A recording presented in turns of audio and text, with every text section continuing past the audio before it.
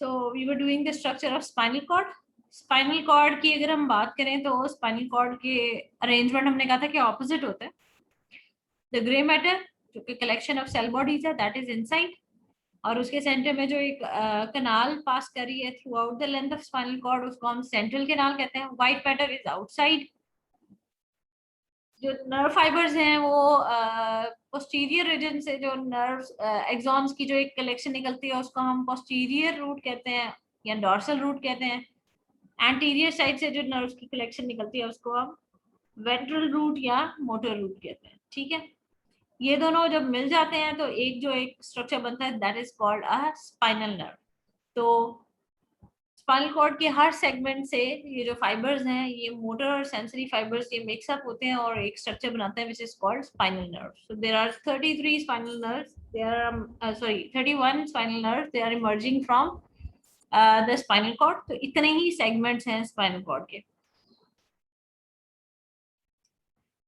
तो here we can see के cervical segments हैं स्पाइनल कॉर्ड के. 8 सर्वाइकल नर्व्स यहाँ से आती हैं. ठीक है, यानी नेक वाले रीजन में जो वर्टिब्रल कॉलम है उसमें जो स्पाइनल कॉर्ड का पार्ट पड़ा है this is called cervical segment.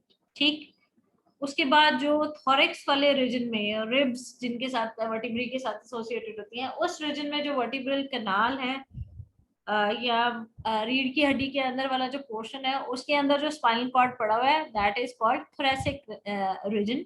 Thoracic segments जो है वो 12 होते हैं और 12 स्पाइनल नर्व के पेयर्स जो है ना वो थोरेसिक सेगमेंट से निकलते हैं. ठीक, उसके बाद L2 पे आके स्पाइनल कॉर्ड तो खत्म हो जाता है लेकिन जो नर्व्स हैं वो इमर्ज कर रही हैं. 5 लंबर नर्व्स इमर्ज करती हैं, 5 सेक्रल नर्व इमर्ज करती हैं और 1 कॉक्सिजियल नर्व जो है वो निकलती है.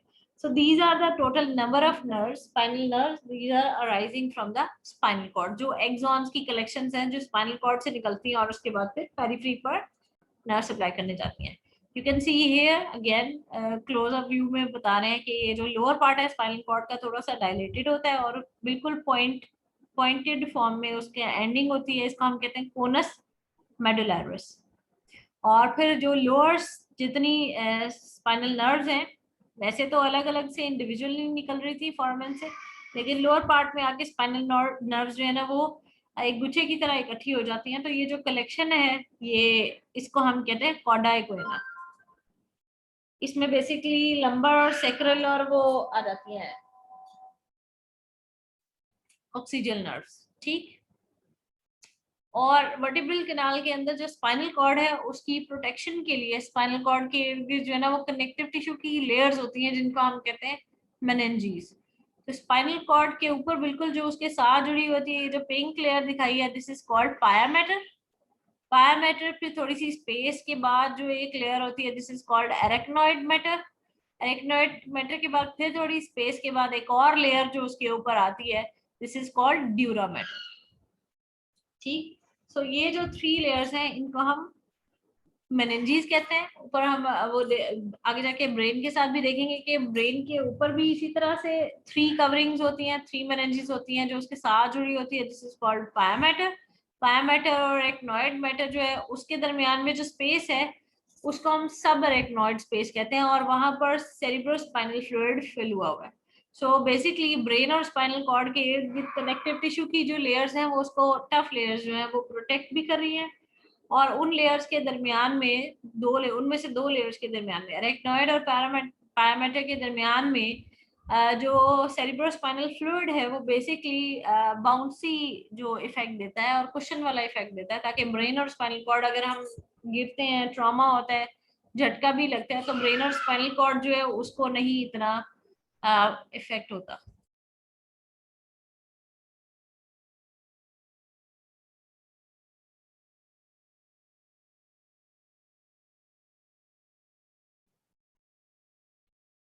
So this is the structure of spinal cord.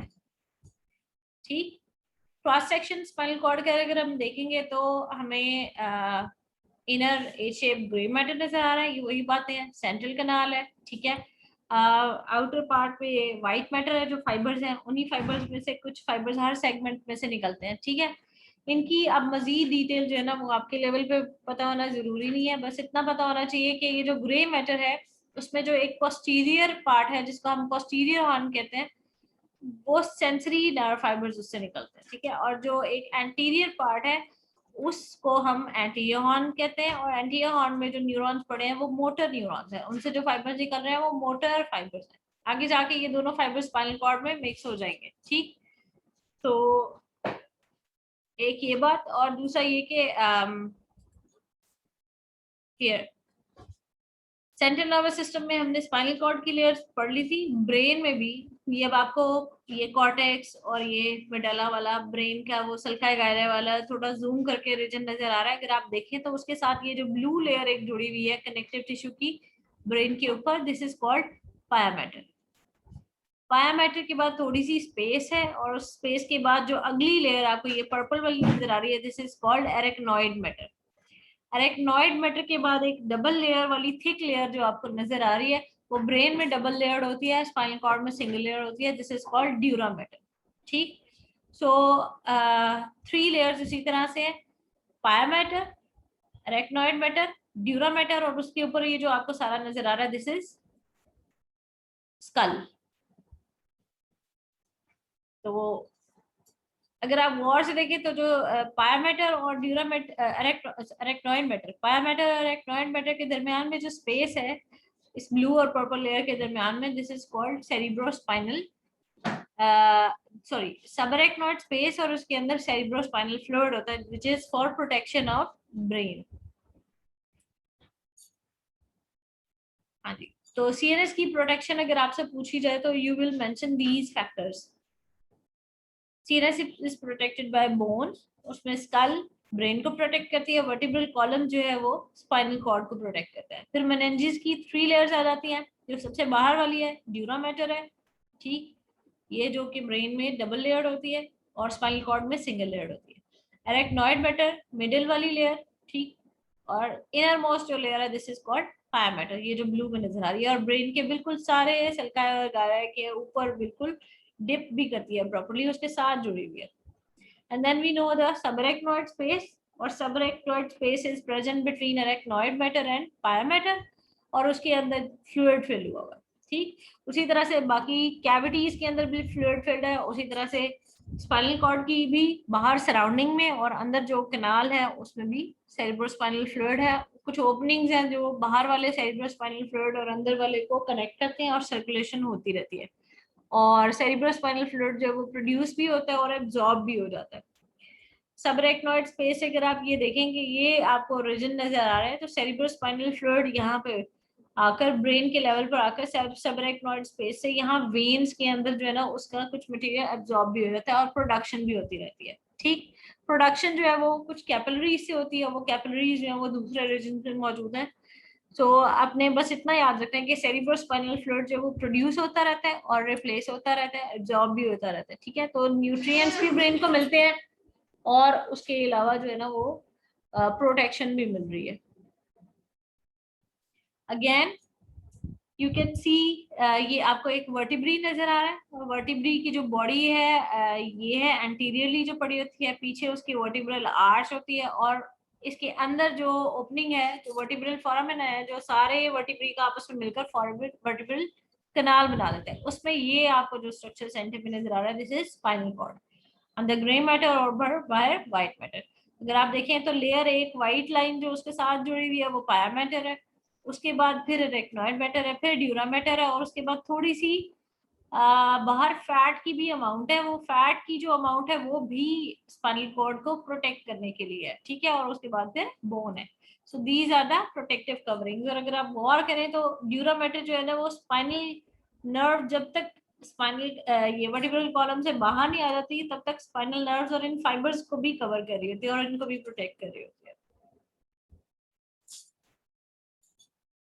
ठीक। अक्सर आप लोगों ने सुना होगा कि हम जो है वो सेरिब्रोस्पाइनल फ्लूइड का जो है वो सैंपल ले रहे हैं, जिसे हम आम जुबान में कहते हैं कि कमर से पानी निकाल रहे हैं, चेक करना है उसको।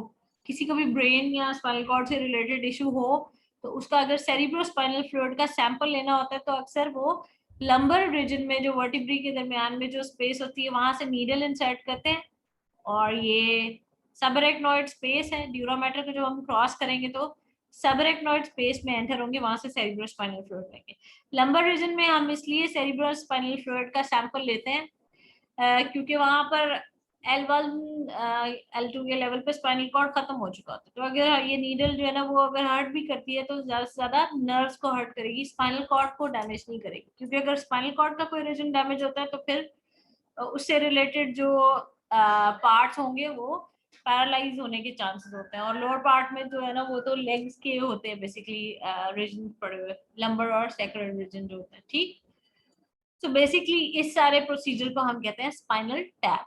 इसकी डिटेल्स आपको नहीं जरूरत, लेकिन अगर आप सिर्फ इंफॉर्मेशन के लिए मैंने ये स्लाइड एक एंटर कर दी है कि अक्सर क्या होता है कि किसी रीजन में किसी नर्व को ब्लॉक करना हो, स्पाइनल नर्व को, तो जो एनेस्थेटिस्ट हैं वो इस रीजन में इंजेक्शन भी इंसर्ट करते हैं। ठीक है, और वो जो इंजेक्शन देते हैं इस स्पेस में या इससे पहले वाली स्पेस में, जो ड्यूरामेटर से पहले जो स्पेस है जिसे हम एपिड्यूरल स्पेस कहते हैं, वहां पर भी इंजेक्शन दिया जा सकता है। वो क्या करता है कि वो नम करता है उससे लोअर वाले सारे रीजन को, जैसे सिजेरियन सेक्शंस में और आजकल जो लोअर रीजन की जो सर्जरीज होती हैं, लेग की जो सर्जरी होगी या पेरिनियल रीजन की जो सर्जरीज होती हैं, उनमें बजाय ये कि पेशेंट को पूरा बेहोश किया जाए, इस रीजन में जो है ना ये एनेस्थीसिया का इंजेक्शन इंसर्ट किया जाता है एपिड्यूरल स्पेस में या स्पाइनल में या फिर एपिड्यूरल इंजेक्शन में। क्या होता है कि एनेस्थेटिस्ट जो है ना वो अपना इंजेक्शन इधर इंजेक्ट करता है और उसके बाद फिर यहाँ से नीचे जितनी भी नर्व्स जा रही हैं जो लेग्स को सप्लाई कर रही हैं या लोअर रीजन को एब्डोमेन के सप्लाई कर रही है, वो सारी नम हो जाती हैं। तो पेशेंट को पेन फील नहीं होती, लेकिन पेशेंट जो है ना वो पूरी तरह से अनकॉन्शियस नहीं होता। राइट, तो अगर थोड़ा सा कलेक्टिवली शॉर्ट करके देखा जाए तो this is the space of cerebrospinal fluid.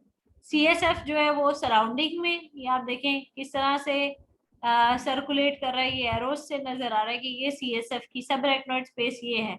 और जब सब CSF जो है एब्जॉर्ब होना होता है या उसकी अमाउंट जो है ना वो चेंज करनी होती है, उसकी सर्कुलेशन जो है, तो वो इन पार्ट से जो हमारे जो ब्रेन के ऊपर जो रीजन है वहां पर वेन्स पड़ी हुई है जिनको हम ड्यूरल वीनस साइनसेस कहते हैं, वहां पर जाके ये एब्जॉर्ब हो जाता है। ठीक, ये सराउंडिंग में भी, स्पाइनल कॉर्ड की सराउंडिंग में भी आपको सर्कुलेट करता हुआ नजर आ रहा है। ठीक है, now you can see here, यहाँ पर कुछ ओपनिंग है जहां से अंदर वाली कैविटीज में जो सेरिब्रोस्पाइनल फ्लूइड पड़ा हुआ है वो इन ओपनिंग्स के थ्रू फिर जो है ना वो ये सराउंडिंग वाले रीजन में बाहर निकल आता है। ठीक है, तो अंदर वाली जो ओपनिंग्स हैं उनमें हमने पढ़ा था थर्ड वेंट्रिकल है जो ब्रेन के साथ है, मिड ब्रेन में सेरिब्रल एक्वेडक्ट देखी थी, सेरिब्रम और सॉरी सेरिबेलम और पॉन्स मेडुला के दरमियान में ये फोर्थ वेंट्रिकल एक कैविटी देखी थी। उसके बाद हमने स्पाइनल कॉर्ड में कहा था कि एक सेंट्रल कैनाल होती है जिसके अंदर सेरिब्रोस्पाइनल फ्लूइड पड़ा होता है। फिर देयर आर ओपनिंग्स, और इन ओपनिंग से ये जो रेड एरोज हैं उनमें आपको नजर आ रहा है कि फोर्थ वेंट्रिकल की बेस पे ये ओपनिंग्स हैं जहां से सेरिब्रोस्पाइनल फ्लूइड है ना वो इनर कैविटी से निकलकर बाहर आता था। इनर जो कैविटीज हैं उसमें आपको ये कैपिलरीज के प्लेक्सस नजर आ रहे हैं जिनको हम कहते हैं कोरोइड प्लेक्सस। कोरोइड प्लेक्सस जो है वहां पर कैपिलरीज से फिल्ट्रेशन के थ्रू जो फ्लूइड बनता है उसको हम सेरिब्रोस्पाइनल फ्लूइड कहते हैं। ठीक है, इसका मतलब है कि जो अंदर वाली कैविटीज हैं उनमें से ये थर्ड वेंट्रिकल नजर आ रहा है आपको, ये फोर्थ वेंट्रिकल जिसमें ये रेड कलर के जो आपको स्ट्रक्चर नजर आ रहे हैं ये कैपिलरीज के प्लेक्सस है, स्पेशल प्लेक्सस। ठीक है, इनको हम कहते हैं कोरोइड प्लेक्सस। यहाँ पर जो ब्लड आता है तो वो प्रेशर के साथ उसकी फिल्ट्रेशन होती है और फिल्ट्रेशन के बाद जो फ्लूइड इन कैविटीज में एंटर होता है उसको हम सेरिब्रोस्पाइनल फ्लूइड कहते हैं। और फिर ओपनिंग्स के थ्रू वो बाहर वाले रीजन में भी आ जाता है और बाहर जाके फिर वो वेन्स के अंदर जो है ना वो इस ब्रेन वाले रीजन में यहाँ पर एब्जॉर्ब हो जाता है। ठीक, तो सेरिब्रोस्पाइनल फ्लूइड जो है अगर आपसे पूछा जाए कि उसकी प्रोडक्शन कहाँ होती है तो that is from choroid plexus जो कि वेंट्रिकल्स में पड़ा हुआ है, जो कैविटीज हैं उनमें पड़ा हुआ है। और फिर एब्जॉर्प्शन कहाँ पे होती है तो आप कह सकते हैं कि जो स्कल है वहां पर वीनस साइनसेस होते हैं, जो लार्ज वेन्स होती हैं वहां पर सेबरेक्नॉइड स्पेस से उन वीनस साइनसेस में जो है ना वो डिफ्यूजन के थ्रू जो है वो पास हो जाता है।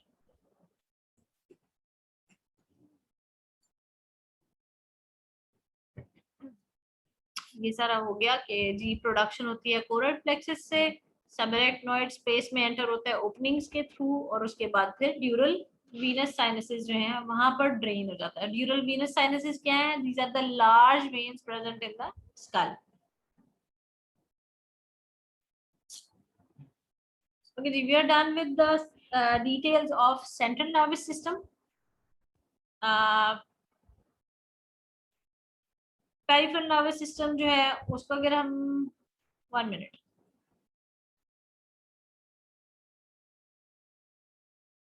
चलो जी। So we are done with central nervous system. इंशाल्लाह नेक्स्ट लेक्चर में हम पेरिफेरल नर्वस सिस्टम जो है ना उसको भी कवर कर लेंगे। तो आज के लिए इतना काफ़ी है। अगर आपको कोई क्वेश्चन हो तो फिर मेरे से पूछ लीजिएगा। थोड़ा सा नर्वस सिस्टम जो है वो समझना उसको और उसको मेमोराइज करना जो है ना वो इतना आसान नहीं है। तो जो चीज़ नहीं समझ आई, जो चीज़ आप मुझसे चाह रहे हैं रिपीट करना, तो वो मुझे बता दें। Otherwise I and the lecture.